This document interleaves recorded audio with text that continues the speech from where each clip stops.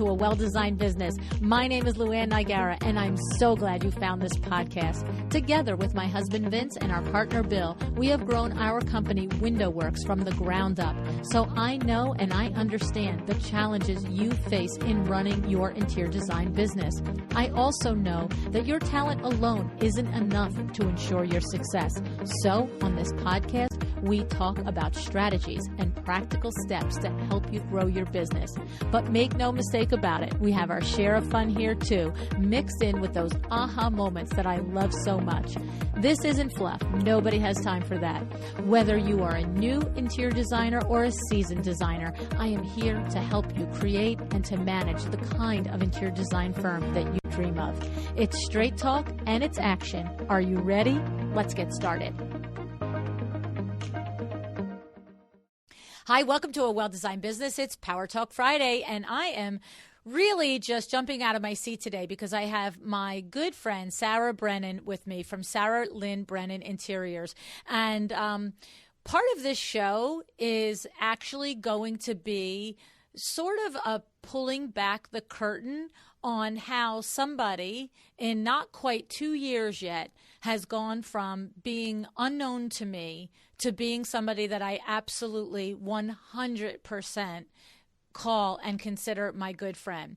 Sara Brennan is one of the most unusual entrepreneurs that I have met in my entire business career, let alone this journey of the podcast.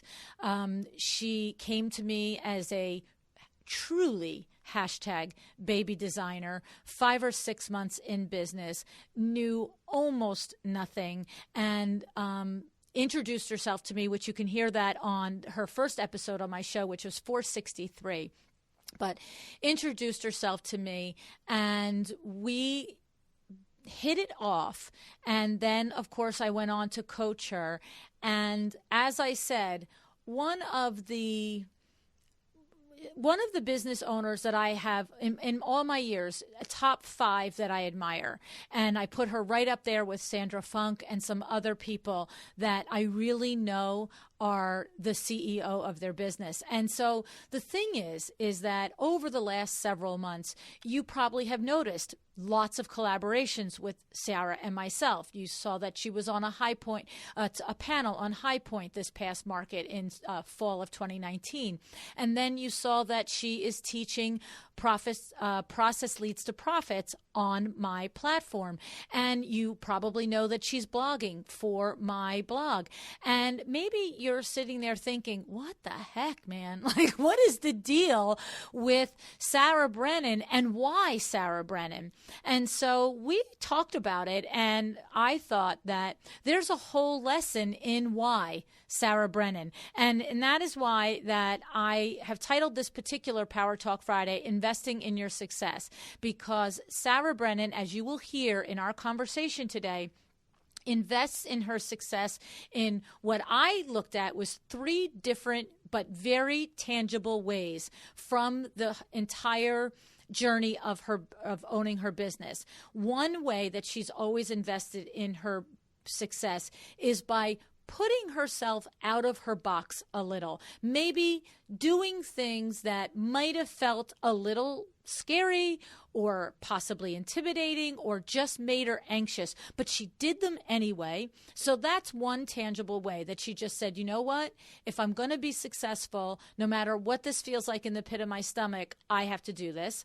Another way that I've observed Sara for 2 years investing in her success is that she has put in the blood, sweat, and tears. So I know that many of you listen to the podcast and enjoy it and get great ideas. But unfortunately, I also know that many of you leave the ideas on the note paper or just in your head, excited for the moment, for the day, for the ride, for the laundry task that you listen to while you listen to the show, and then you don't convert it to action.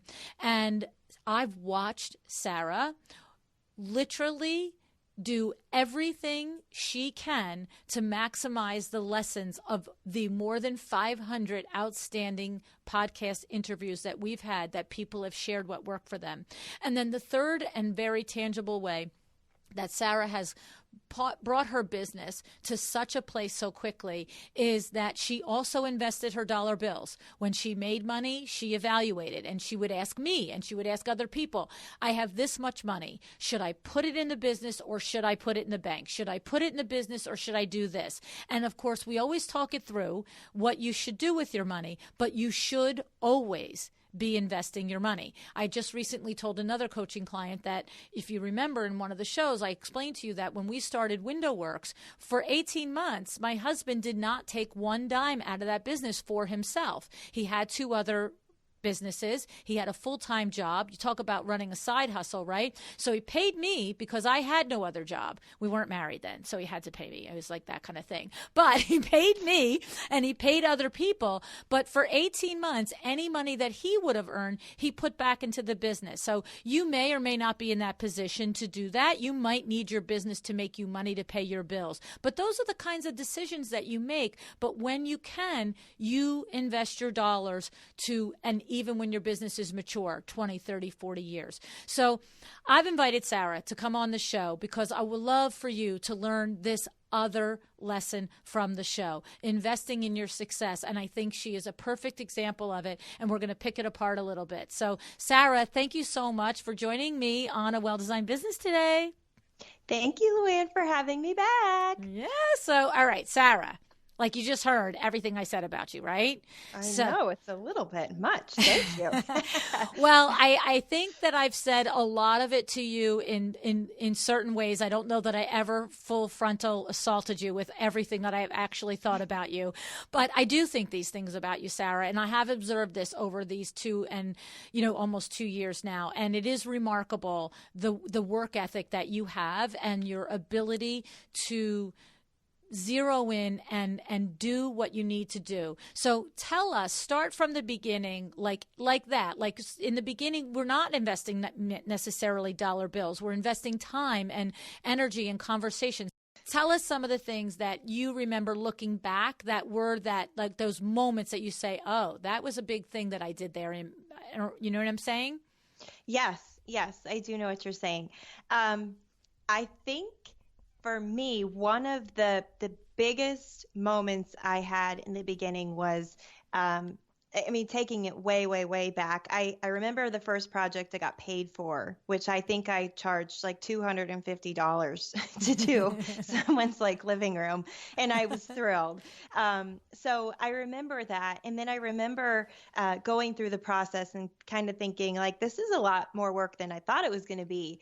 And, but still like being completely clueless as to how design worked. I'd never hired a designer. I'd never worked with a designer. I didn't have friends that were a designer. So this world was completely foreign to me. And I actually don't have a business background either. So I literally, when you say I didn't know anything, I really didn't know anything. But I knew that I loved design, and enough people had told me that you should be a designer. You know, I think when people can recognize when you have the eye or whatever. So I remember hearing the very first episode on your podcast that really changed my whole outlook on things. And I've talked about this before, but it was Sandra Funk's episode. I think it was number 2 or number 4 or something like that. And she pulled back the curtain for the very first time. And she basically told me, I assume everyone on the podcast is talking to me, that how to do it. And so I remember from that moment, I had this energy that I knew enough that I could figure it out.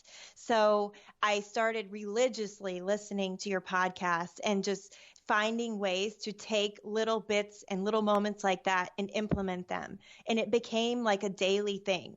And I came to your podcast about 2 years into it, maybe a year and a half into it. I wasn't there from day one because I didn't start my business until October of 2017. So I wasn't there in the very, very beginning. So I had a lot of backlog to listen to. So literally from day one, I would just start in the beginning, which is why I came across Sandra so early, and I would do everything everyone said every single day. I'd find a way to implement that strategy in some way, shape, or form. And that was my investment. And I was lucky enough to then get a client that I didn't have to put dollar bills into my business to get it up and going, because I had a client basically pay for that first bit. Like my first bit of profit went straight to my business. So I took like $3,000 out of my savings account, my family savings account, and operated my business on that for about a month. And then I paid myself straight back. And from that moment, I was like, I'm not taking money from my family to do this. And so I would find ways on your podcast to make sure that all of my efforts were going in the direction I needed to make money and to make a profit. And there were just so many lessons along the way that helped me to do that each and every day. Little tidbits that people would say. You know, I have these little phrases that I keep in my mind all along. Like one is from Nicole Heimer, where she says like the nooks and crannies or the opportunities to delight. Right. Like there's so many that just roll off my tongue because I've had the opportunity, and we all do, we have the opportunity, thanks to your podcast, to listen to hundreds of years of experience on a regular basis. Like it's in front of us. And all we have to do is take the advice of the people who come on and share. And that is the power of the podcast. And so when I say I knew nothing in the beginning, I really didn't. And I just took, like you said, the blood, sweat, and tears. And I'd find ways to DM people that maybe I shouldn't have been DMing, but I would ask, like I DM'd Shay McGee a couple times. I'm like, hey, when you do this, how do you do it? And she answered me. And, and like I would, message or talk to sit down with at High Point, Sandra Funk, and, all Candace Olson's buying assistant sat down and talked to me. And I just thought, this is amazing. And what other industry can you walk up to the greats and just say, hey, sit down with them and have a chicken salad sandwich? Like you can't. Right. And so I think having the courage to not be afraid, but also know that like there is a tool here to help me. Like I could listen to it for enjoyment every day, which I do, but that is there as a business tool for me. And I've used it that way ever since I found the podcast. I love it. And the thing is, what I love is that, for to your exact point, if you want to reach out to somebody, the perfect icebreaker is, I heard your interview on the podcast. I love that you said XYZ. By the way, could I ask you a question? Like, who's not going to answer that question? You know what I mean? Yeah. Right? Yeah. And of course, it's true. I've had guest after guest after guest. And I'm at the point now where I will prepare the guest. Be ready. You're going to start getting emails. You're going to start getting DMs. People are going to reach out to you because once you spend an hour talking to them in their ear, they feel like they know you. And so therefore, many of them will have the courage to reach out and ask you a question. And, I've not come in contact with anybody, myself included, or any guests I've ever had that hasn't enjoyed that hasn't said, that's exactly why we're doing this. We're sharing our information so that you get it, right? So, so I love that that that was one of the things that you did from the beginning, was that you would ask a clarifying question of a guest. And like I said, I do know, like in the beginning, I would get the questions and I'd be like, well, go ask the guests what they think. You know what I mean? Like, that just happened recently with the Eric Ross interview. Oh, yeah. Right? I mean, he has such a specific business model, and we haven't interviewed anybody in 4 years that has that model. And I got an email, a really great email from somebody who had all this praise for the interview and then said, but I'm not understanding these 3 or 4 things. And it was like very specific questions. And I was just like, I don't know the answers to these things. I'm like, go ask Eric. He's open for it, Totally. So, so I love it. So the thing is, Sara, that let's fast forward now. So you are now fully rising designer. I mean, you passed toddlerhood, you passed teenage years, you are definitely in 2 years running a firm with some pretty big numbers and some pretty nice projects, and have got employees and a pretty good payroll there that you're supporting. So Yes. this is, it's you have literally changed, and you've got big dreams. Okay. But the thing is, you've converted this work ethic. Okay, this is what it always comes to my mind when I think and speak to you, is you've converted this work ethic, and really one opportunity just is creating another opportunity. Like how funny that Sandra Funk was such a major inspiration to you. And now you have gone through her beta course for her new program coming out, the Standard. Yes. Oh my God, is this amazing, right? Oh my gosh. Yeah. Yeah. Amazing. And that's the thing. It's amazing because she was like my idol, you know, and then she picked me. Yeah. You know, and that's I might have put a bug in her ear. I'm just saying. Well, but but somehow I got picked, you know, and that's where I think sometimes people, you know, will say like, how do you do these things? And it's not always intentional. Like, I'm going to set out someday to be part of her beta group, you know, it's not that. Aligning yourself with the people that you love and respect and want to be like. And I truly believe in that phrase that you are like the 5 people you spend the most time with. And I can see that in the past couple of years, since I started surrounding myself with the people who I never thought I could sit at the table with, now I sit there and I see the confidence in myself, but I also see the value that I bring, you know, and so I think it's been just a huge compilation of a confidence mindset shift from like, I'm new, I don't know what I'm doing, to all the way to where I'm at now, but also to be able to stand firm and talk confidently about what I do and why I do it. And a lot of people, what's interesting to me is they say, especially on Instagram, the thing that I am so attracted to you for, or the thing that I look up to you most for, is your confidence as a person. And it's always a little bit funny for me to hear that, because as a human being, I wouldn't say I'm the most confident person out there. But as a business owner, like, you really can hardly rock me. Like, I know my processes. I know what I'm doing. You can question me all day. I'll have answers for you all day. I'll tell you why I do it and how it's done.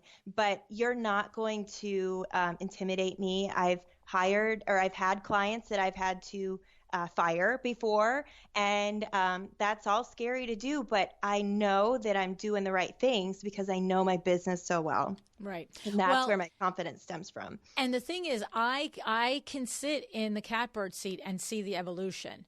So, and when you said, you know, as a person, maybe not so confident, but as a business person, and I can remember when it wasn't so confident as either, right? I can remember, you know, you calling me and saying, oh my goodness, like, I don't know what I'm doing. This job just blew up, la, la, la. And I'm like, okay, we're going to take a breath. And we're going to like pull it apart, right? But it's interesting because it's like the show that was just on a couple of weeks ago, or even a week ago or so at this point, Nicole Cole. She was on the show, and she worked with Nancy Ganzekaufer for a year, and she really got all of her business processes and systems down.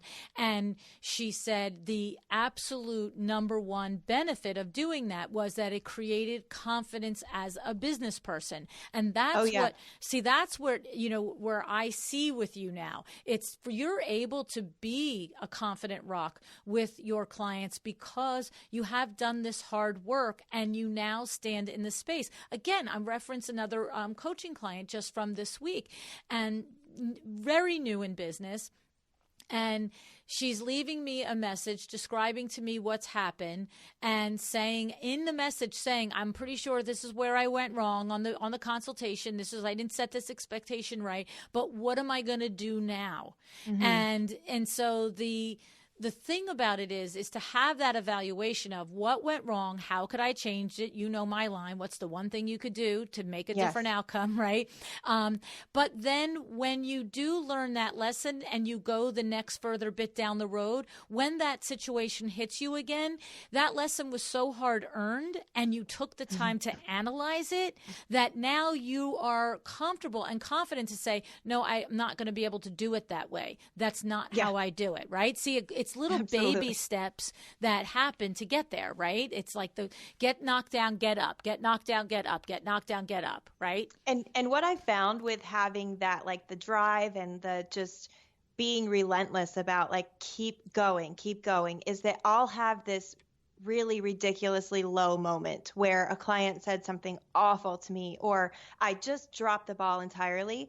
And when I get in those moments where I'm really, really low, I know because I'm dedicated to it that the high or the learning lesson or whatever it is, something amazing is coming shortly after it. Every single time I just wait for it. So it's almost like when the world comes crashing down and I feel like everything's horrible.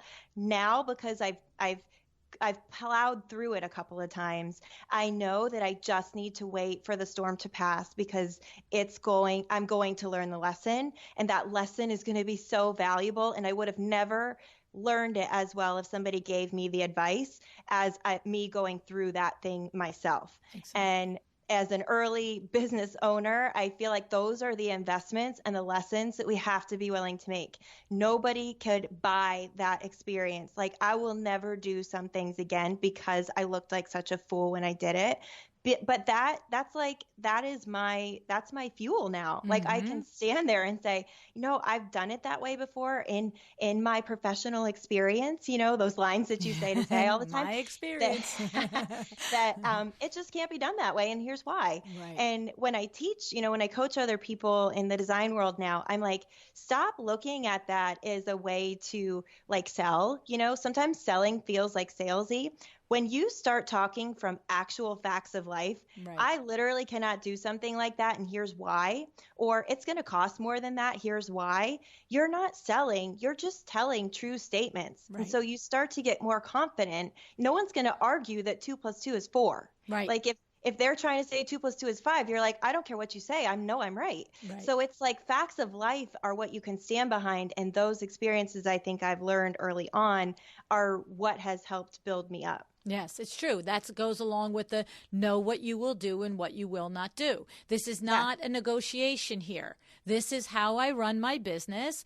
Would love to have you as a client, but in my experience, that's not going to produce a good outcome. So no, ma'am, we can't do it that way, right? Yeah. And then what happens, though, is to your point, and this is what I say when I'm coaching people all the time, like, I get that it sounds like it's easy for me, but it's easy for me because I did it wrong 5 million times. You know what I'm saying? It's like that's what it is. It's like when you have, because there's the first time that you do it wrong. And if it's only like a skinned knee, right? As opposed to a broken leg, cancel, right? It's like, oh, maybe I could, the next time it happens 2 weeks, 2 months, 2 years later, like, yeah, and maybe you don't even remember that you let your business go out of system. That's right. It didn't hurt enough. And then when it happens the third or fourth time, you're like, oh, okay, wake up and pay attention here. Wake up and pay attention. I've said to you 1,000 times at Window Works, like we'll be at our Monday morning meetings and I'm hearing the run through of all the installs and what went good and what went bad and all the sales appointments, what went good, what went bad. And as soon as I see or hear a pattern, like the second or third week in a row, I'm like, wait, this is the third time in 3 weeks that we didn't do this properly because of the same reason, like the same whatever ball was dropped. I'm like, okay, so we have to revise the system that double checks that this ball gets passed and not dropped. Like, what is our process here? There's a flaw in this process. And please, let's not sit at this meeting the fourth week in a row and have this happen again, right? Oh my gosh. Yeah. And that's really what drove me to create my processes is I kept making similar mistakes. I had that top level, very like high level client facing process ready. I was like, okay, this is what we do from start to finish, but I didn't have any of the back end built out. So like the information the client needs to know, that's the high level. Everything else is the details that are going to make that evolution happen. Right. I didn't have any of that. And so it was that lawnmower example that we used in our last show where, you have to just like everything comes down to what you planned and what you didn't plan for and the expectations you set, and you can always go back to see where that went wrong. Mm-hmm. And so now, I mean, we are over processed, I'm sure. If sometimes I get tired of saying let's create a process for that, but it is the driving factor of a successful business for sure. It totally is. It's I just was at a live event in Chicago a month ago, and I used the example. I said, because that was an audience that probably at least 50 to 60% of the business owners in that audience were seasoned. So they were a combination. It was at Powerhouse Smart's Luxury Conference, which is an outstanding conference, by the way. I cannot recommend it enough when it comes around to Chicago again next year. I truly, truly believe that. But the audience is comprised of architects, landscape architects, builders, property developers, interior designers, and realtors. I mean, like, talk about, like, yeah, amazing, right? Yeah. And yeah. And, but I would say most of them are in business 15 years or more, right? And so I'm looking at this audience and I'm talking to them, and one of the pitfalls of a seasoned business owner is that they have been in business 10, 15, 20 years or more. They are making money. Maybe their P&L and everything and their, owner's comp and everything is all pretty, but it's not systemized to the point that they can step out of the business, that a project can run without them. And that is an Achilles heel for any seasoned business owner, because you're striving to if you're at my age, approaching your 60s, where you want to step back from your business, like, well, if Kim didn't do it the Window Works way, how could I even not be at Window Works and be in Chicago or sitting here doing this with you, right? It's like, Absolutely. She has to know the Window Works way. Otherwise, and the Window Works way is our system and processes. Otherwise, with each week and each month that I'm here or I'm there, it no longer resembles Window Works. It becomes the Kim way, right? Absolutely. And that's not the same business that's been sustained for 40 years and that the community loves and respects. It could be another really awesome business, Kim's business, but by the way, it's Window Works, and Window Works is a big machine and has a lot of responsibility to a lot of families to support them. So it has to be systemized. And in the beginning, the reward for the hard work of the systems is the confidence that it gives you as a new business owner. And in the end, it's the freedom that gives you as a business owner. Oh my gosh, yes, totally. And I feel like it's just one giant checklist of what you need to get through. That's really all it is. And I think it becomes like this beast that people are afraid of to like put together this formal fancy process. Mine started out as checklists. And to be honest, I almost unintentionally created my processes through creating packages. And so when I created my design packages on my Doma, I basically was like, okay, in this package you will receive. And I started writing it out. And then I was like, well, geez, how do I make sure that I don't forget that I promised them that I would do this for them? And so I made this like internal version of that for my design coordinator, Lila, and I, to make sure that we didn't forget anything on this list of things that we promised people that lives on our website. So then it became, okay, well, in order for us to do that successfully, then we need to plan this thing 2 weeks in advance. So that goes higher on the checklist than, just the day we need to check it off. And so literally that was the basis and the foundation of the beginning of a process and the beginning of a system. And anytime we go rogue for whatever reason, sometimes I get overconfident. I'm like, nah, skip that step. Well, we don't need to do that with this client. I know her.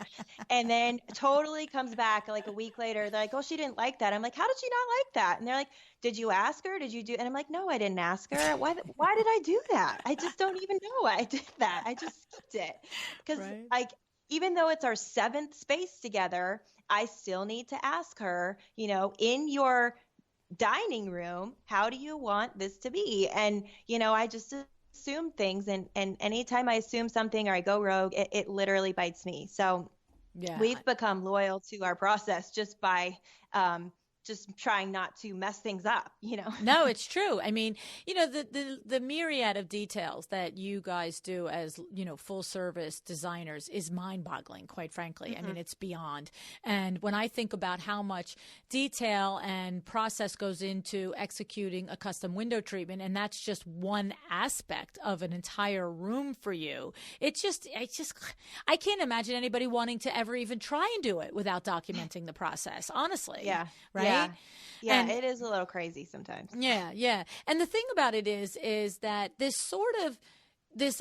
look, you're listening to the podcast all along. You're hearing us talk about system, process, blah, blah, blah, blah, blah, right? And then you also are introduced to MyDoma Studio through the podcast, and you're using MyDoma Studio. But I feel like, and correct me, was it like this happy coincidence that you could create? Like you put your process all together, and then you're like, I got a nice bundle on that. Let me put a price tag, and I feel like that was more organic there.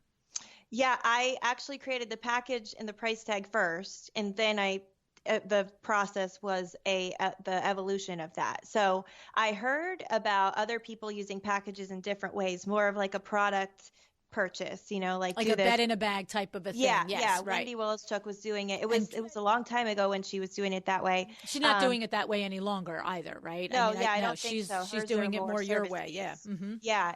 And so not your way, but the SLB way. Yeah, no, I'm just kidding.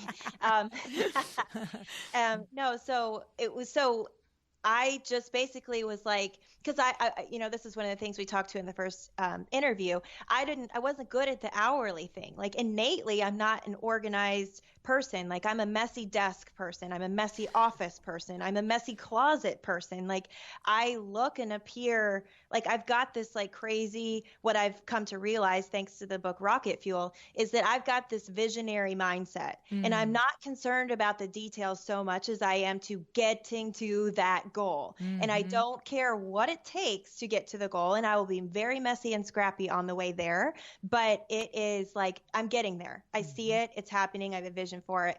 And I didn't understand that about myself until I read that book, Rocket Fuel, which, by the way, I would recommend.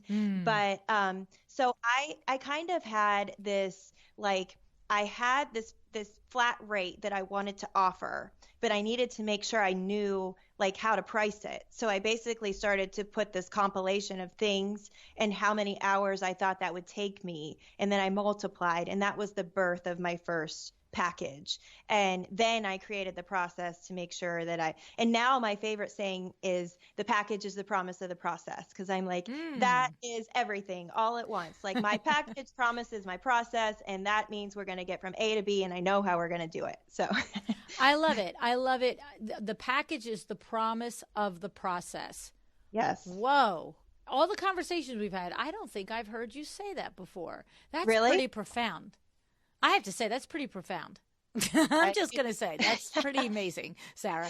The package is the promise of the process. I mean, think about that. It's you're entering into actually a physical contract with a client, but you're also entering into that emotional agreement with them too, that you're going to execute this in a way that's professional, that isn't just an end result of beauty, but that the process of it, the going through it, is a professional relationship. And the fact of the matter is by taking everything that you do, and I love what you said was you figured out your deliverables to the client, how we're going to deliver this, and this. But then you, through all of the growth and listening to the podcast and the coaching and everything else, you recognize that this deliverable on the front of the page has 15 steps on the back side of the page that happen internally to just do the deliverable, right? Yeah. And so when, I have to say, I personally pressed you. I'm like, Sara, you got to get those 15 steps for every one of those big steps. Yeah. Like, right? I'm like, I'm sorry, sweetie, go back to the drawing board, right? But the thing is that that is that promise. I love that, Sara, because once you have those 15 steps on those 15 checkpoints that relate to that one thing in the front, now that's how you can confidently promise. And there it is, that word, that confident. I can confidently deliver this room to you because I have taken the time to create a checklist for every single part of this project. And when we do that, that is the process delivered. I love it. I love it. Yeah. I love it. Yeah, it's like a pinky swear, you know? Yes. I'm going to do it. Here's how. I know how to do it. And it just makes it a little bit easier because a lot of times, you know, I get balked. Like I get a lot of pushback on my price because I get a lot of pushback on my price from designers too. They're like, how the heck are you doing this? Like, I don't understand. Or I'll get a client that says like, do people really pay that? And then by the time I'm done talking to them, they're paying that because I have to explain. And a lot of people that I talk to who are designers, they have an admin person take their discovery calls and they're kind of like their like gatekeeper. I take our discovery calls because I have to be the front line in the way that we do things that can promise that to them and really communicate it the most effectively. And maybe it won't stay like that forever, but I like to be in that seat that I'm the first person they talk to about our process and about our packages and things like that. So I just think that whoever is that for your company, there has to be that passion, but there also has to be that there's something about that person you trust that has nothing to do with the contract. Like you just look at them and you know they're going to keep their word. And that's the business that I've always tried to do. If I say, 2:00, even though I'm messy and unorganized and probably come flying around the corner at 1:59, I will be there at 2:00. Right. Right. And so that's what I try to always do for my process, my business. I want people to hold me accountable. And I think that's what I've always loved about the coaches that I've engaged with from the podcast, because you've never stroked my ego, and said, you're so good. Your spaces are so pretty. Just keep going. You're like, why are you doing that? And I feel like, my whole life, like my mother is probably one of the nicest, most nurturing people on the planet. And my father was an entrepreneur and very driven, kind of like me, but he passed away over 15 years ago. So I haven't had that person in my life giving me the pushback that I craved. And I feel like a lot of people don't like that kind of feedback. They shy away from, how can I do better? I don't want to know how I can do better. I'm always like, please, someone tell me, because I can't figure this out on my own.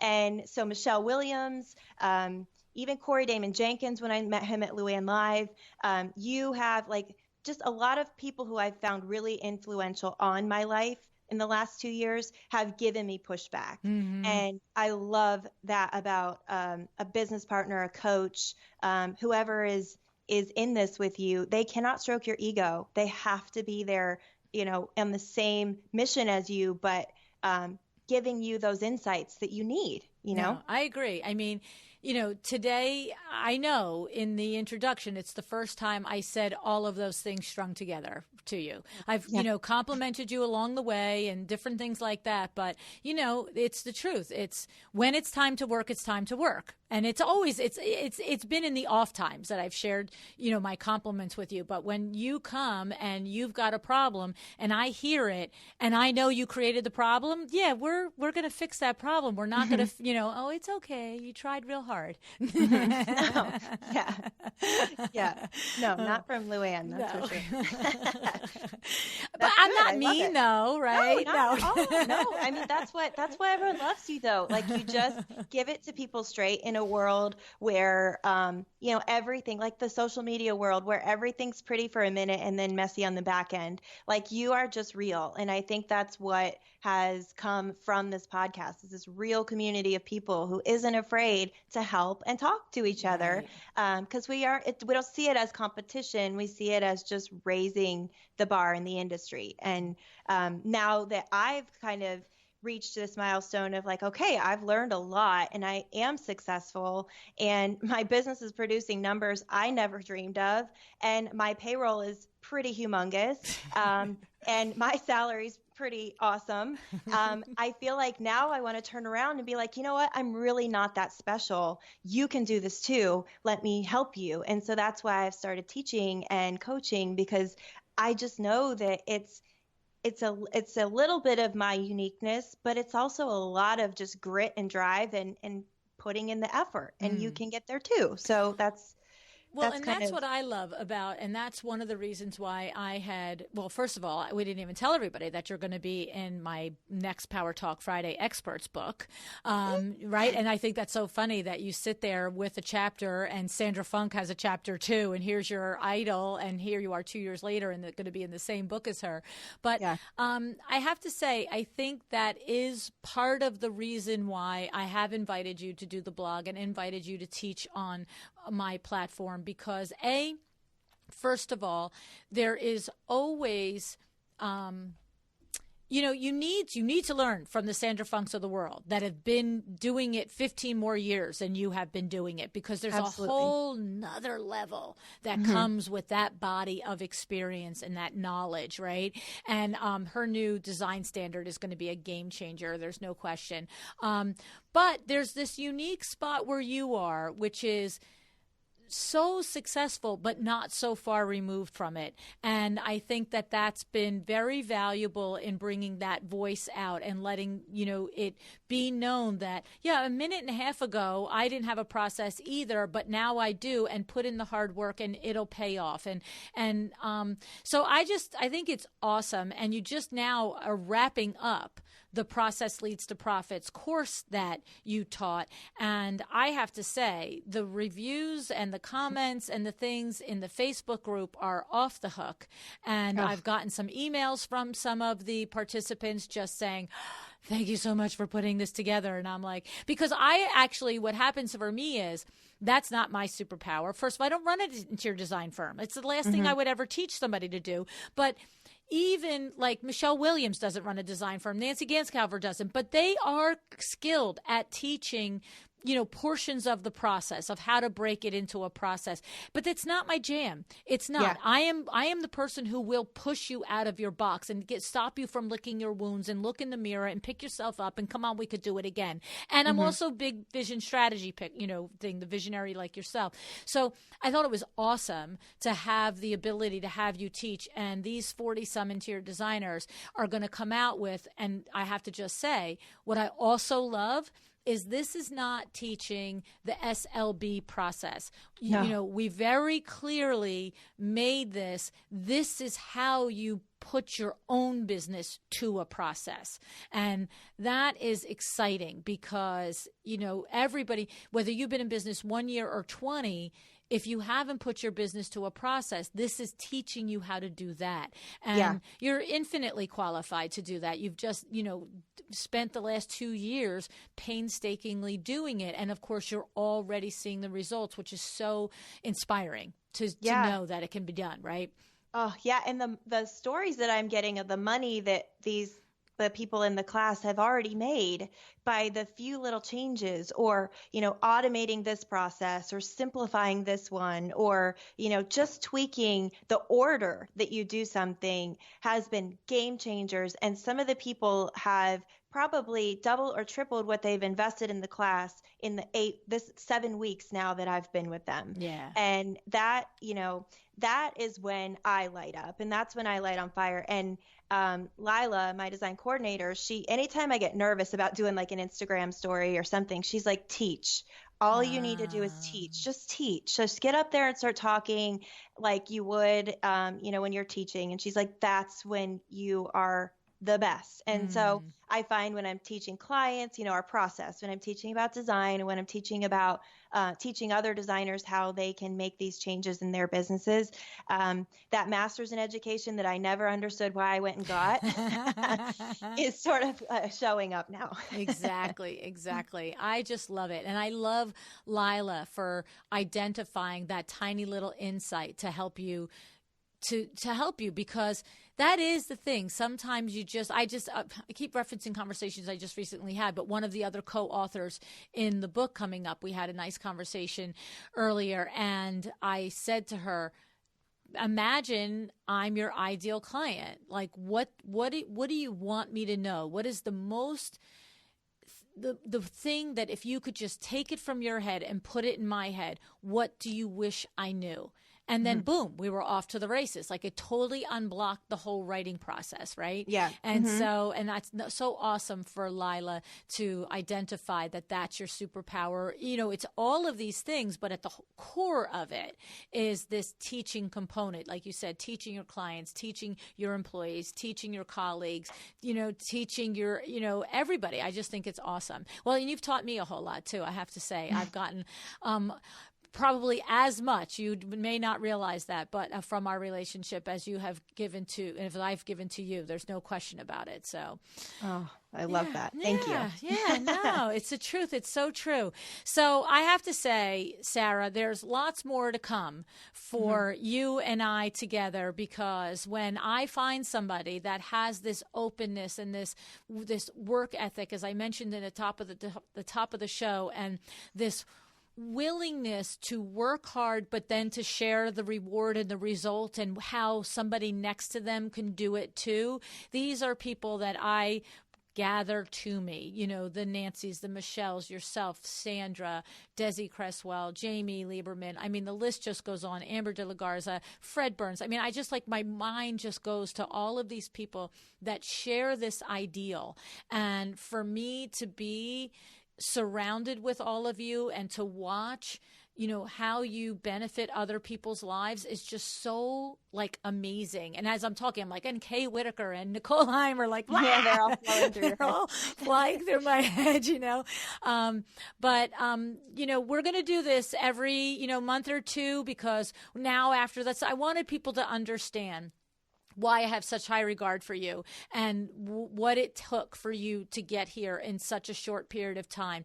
But going forward, we are going to solve some problems for people as we go forward. We'll have you on the show on a recurring, regular basis, and we'll take apart maybe some of the things that you, because of all these things, you know, being part of the book, being part of Power Talk Friday Tour, writing the blog, teaching on the platform, you now are doing your own coaching with clients and designers who just love what you're saying and resonate with you and get you, can go right to your website and hire you for some coaching time. But we're going to pull this out to the show now. So it might be a coaching session that I had. It might be a coaching session that you had, but we can share it. Or it could just be another podcast episode that you just really got another aha moment for. But I think it's an awesome way to just take the content of the show and just bust it out a little bit further and take it a little bit deeper, right? Yeah, absolutely. And I think just some of those little, like, I know that as I'm listening, and I know other people tell me this too, that sometimes when it resonates with you, you're just yelling at the TV or not the TV, your phone or whatever it is you're listening. You're like, yes, that's exactly what I've been thinking. It's that validation that you might be looking for when you're like, oh, I have this idea. And, you know, basically like my idea, like like I said, from the book Rocket Fuel, I didn't understand myself as a person. And I think that with people saying constantly, like, find your passion, like, do what you love, what is your only? I think sometimes that's hard for us, because really the question is, who are you, and what do you want to be known for, and what do you want to accomplish while you're here? And like I've said a couple times, my dad passed away back in 2007, and he was 52. And so he had a terrible disease, and I watched him go from entrepreneur, thriving international business owner, to losing it all. And he had ALS and passed very slowly for a 4-year period. It was horrible. But so what I learned from that is at 52, I watched him just lose it all, his ability to talk, his ability to move, all of those things. And I think to myself, I'm 34 right now. I have 18 years. You know, what it's like this, I know now what I want to do with my life, and I have a fast track to get there. And it's not like I'm afraid, you know, I'm not afraid that, like, well, what if I get it? Or like, what if that happens to me? I'm just like, you know what? I watched him not be as intentional about his life as I bet he would have wanted to be. And I want to know that when I get to whatever age that is, where that's me, And I look back that I loved my children and my family as hard as I could. I worked as hard as I could, and I accomplished things because that's what I knew I wanted to do. And so when I understood myself as a person and understood what that meant, then that helped me to find my passion. So I think sometimes it does take some like therapy, soul searching kind of stuff to really understand what is your passion? What do you want to be known for? And then that makes your goals and your investments and everything you're going to do just align so that you know you're on the right path and you know when you got there. Yeah. That's you talk about the hard lessons that have the aha moments in them. I mean, honestly, right? I mean, here you lose your father, but it teaches you as much as, you know, he had a great life and he lived it. Your point is that no one thinks it's over at 52. So you're thinking you've got more time, and we don't have any idea how much more time we have. And of course, we do have lots of designers and our colleagues listening that are knowing that there are things they could be doing now to make their business better. And for whatever reason, it could be overwhelm, it could be exhaustion, it could be confusion, it could be just not feeling motivated, or it could be just at a loss of what the first step is. But there are, entrepreneurs who are with the information in one hand, but not taking the action on the other hand. And, your message is, if you want to get with your why, if your why is, I really want to make something out of this business, it's get moving, right? Yeah. There's no, that's the thing. It's like, what are you waiting for? Because I feel like a lot of people are the example I heard in the class that the process leads to profit is somebody said, I'm building the car as I'm driving it. And, that's such a good example. But you can't do all things at once. Excellent. You just can't be excellent in any one thing if you're trying to do 85 things at once. So you need to edit. And I feel like as a business owner and as a designer, one of our greatest skills is our skill to be able to edit the space so that there's not too much stuff in it, edit our business so that there's not so much happening and that we can be really clear on the direction that we're going. I feel like we're all really good at that when it comes to design. Like, we don't just shove stuff on the shelves, right? We're very intentional as to how we place things in a space. And that's kind of what I did with my business is I became very intentional with where my dollars were going, where my time was going, and created a balance that I knew would work and be sustainable. Because my first year was pure adrenaline to get me. Now I'm getting tired, right? So in my third year, it's not quite as fun as it was the first two because I have real payroll. I've got real checks to write every single month, and they are scary, Right. And but I know, thanks to the coaches I work with, that I have the right plan. But I'm not so motivated anymore to work around the clock. I want to finish at 5 because I want to hang out with my kids, and I want to, for this to be sustainable, I have to make processes and I have to put the right people in the right seats. Otherwise, I'm just going to burn out, and in 2 years, my business is gone, and that's really not what I want. No, I agree.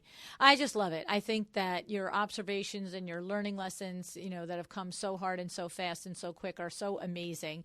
And, looking forward to us sharing more insights about some of the nitty gritty. We're going to take this a little bit, deeper into the weeds for our coming episodes. So I can't wait. Yeah, I'm excited. Me too. I'm so excited. Me too. So before I go here, I'm just going to share a couple of housekeeping things. First of all, absolutely have to thank My Doma Studio for sponsoring the show, because not only have they been a really great thing in my life and my business life, and sponsoring the show, but it is success stories like this, that Sara has been able to create her packages once she figured out what she's doing, and to sell them through the platform of My Doma Studio. And I'm a broken record, but I'll just say that my friend Nicole Heimer, who builds websites for a living, one of the things that she said, I never forget the first thing she said when she heard that My Doma Studio had a cart for buying, furniture and for buying packages and for paying invoices. She was like,